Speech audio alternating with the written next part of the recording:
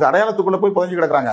எந்த அடையாளத்துக்குள்ளேயும் போய் சிக்கி கொள்கிறார்களால் கருத்தியலை பார்க்க முடியாது, கோட்பாட்டை பார்க்க முடியாது. எனக்கு இங்க சமத்துவம் தேவை, சமத்துவம் வேணும்னா சமூக நீதி தேவை.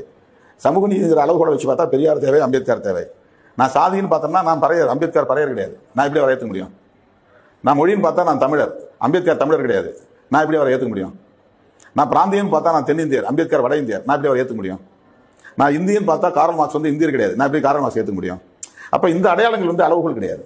நான் கார்ல் மார்க்ஸை ஏற்றுக்கிறேன்னா கார்ல் மார்க்ஸ் பேசுகிற சமத்துவ கோட்பாடு தான், சுரண்டலுக்கு எதிரான கருத்தியல் தான், ஆதிக்கத்துக்கு எதிரான கருத்தியல் தான்.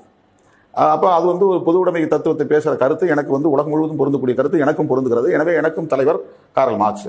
அந்த கார்ல் மார்க்ஸ் நான் கருத்தியல் சார்ந்த அளவுகளை நான் மதிப்பீடு செய்யறதா, நாடுங்கிற அளவுகளை பார்க்குறதா, மொழிங்கிற அளவுகளை பார்க்குறதா, சாதிங்கிற அளவுகளை பார்க்குறதா, மதங்கிற அளவுகளை பார்க்குறது, எல்லாம் இந்த ஐடென்டிஃபிகேஷன்ஸ் எல்லாமே டெம்பரரி. இது தற்காலிகமானது. இந்த அளவுக்கு நீங்கள் பொருளாதார ரீதியாக மேம்பட உங்களுக்கு ஆட்டோமேட்டிக்காக நீங்களே அந்த அடையாளங்களை உதிர்த்துருவீங்க.